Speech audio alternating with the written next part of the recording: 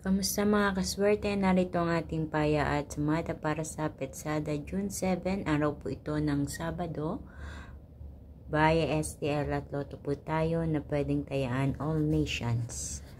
Ayan. Sa pakititigan mabuti, narito ang mga numero, rumble numbers, itong mga halong numero, pinagsama-samang numero na kinalabasan po sa ayon sa ating kalkulasyon.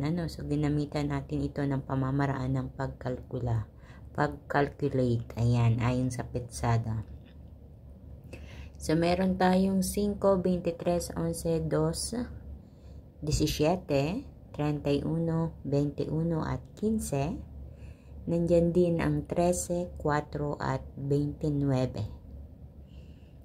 Para naman sa ating butas or ipit na numero, nakikita nyo naman dyan, nababasa nyo optional. Ibig sabihin, nilalagay ko lang dyan as choices ninyo kung gusto nyo pumili dyan or hindi, walang problema. Kasi kaya ko yan nilalagay kadalasan kung alin yung butas or ipit na numero dyan sa mga rumble numbers, iyon ang lumalabas. So kaya naman yan ay nilalagay ko rin dyan as an optional. So, meron tayong 3, 22, 12, 28, 14, at 30. Tutungo naman tayo sa ating lucky pampiang. Meron tayong 11, 11, 14, 14. At sa ating lucky tips pares mga kaswerte, ako po mismo nagpares nito ha. 12, 15, 17, 28, 14, 29, 11, 30.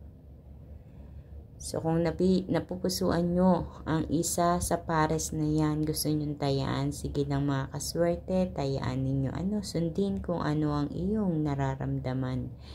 Dahil yan ay dadalhin ka para sa kaswertehan. Ika nga, So, mga kaswerte, please don't forget to like my video. Pakishare din po ng ating video na ito para mapanood ng iba nating mga kaswerteng mahilig tumaya sa STL at Lotto. Ganun din, huwag kalilimutan na i-follow ang aking Facebook page at YouTube channel na may OFW Live upang updated po kayo palagi sa lahat ng aking mga ipinopost na video dito.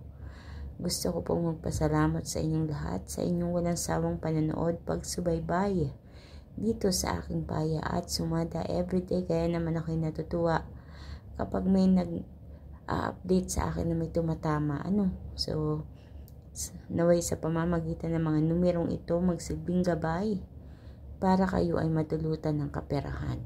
Pero hindi ko iniengganyo ang lahat na tumaya ng tumaya at ubusin ang inyong pera sa pagtaya.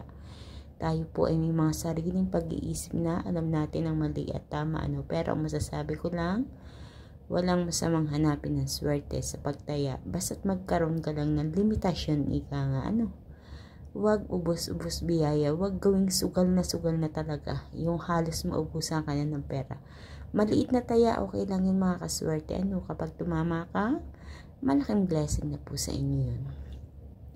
So hanggang sa susunod nating paya at sumada mga kaswerte, mag-iingat po kayong lahat. Good luck po sa lahat, and God bless us all. Bye bye po.